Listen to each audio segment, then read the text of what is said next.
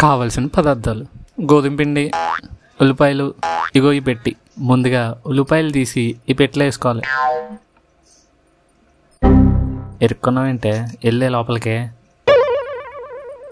ఒక్క నిమిషం పట్టుకుండు, మిగిలిన తోసేద్దాం. దూరేని ఎక్కా దూరు లోపలికే.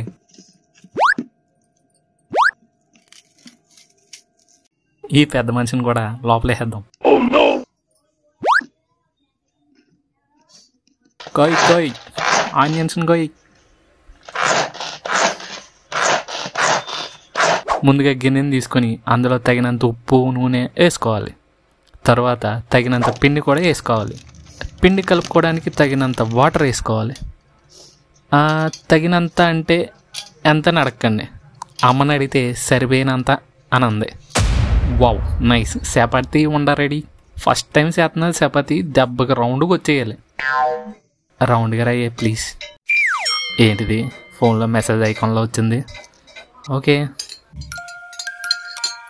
ఇప్పుడు చపాతీ పైన నూనె వేసుకోవాలి. జాగ్రత్తగా మడతెట్టి మళ్ళీ చపాతీలో చేసేయాలి. ఇప్పుడన్నా రౌండ్గా అయ్యే ప్లీజ్. అమ్మో, మడతెట్టిన కర్చీఫ్లో వచ్చిందేంటి? గంటలు చేస్తే అవ్వదని అమ్మ చేసేస్తుంది. Wow, nice. మనం కూడా ప్రూవ్ చేసుకోవడానికి అవకాశం వచ్చింది. ఇప్పుడన్నా రౌండ్గా అయ్యే చపాతీ ప్లీజ్. ఇలా ఉన్న చపాతీ ఇలా ప్లేట్లోకి వచ్చేసింది.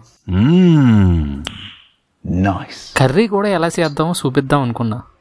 నేను చపాతీ చేసే గ్యాప్లో అమ్మ కర్రీ వండేసింది. So fast, super fast. ఇప్పుడు చెయ్యి కడగాల, హైజీను ఏదో ఒకటి తినేద్దాం.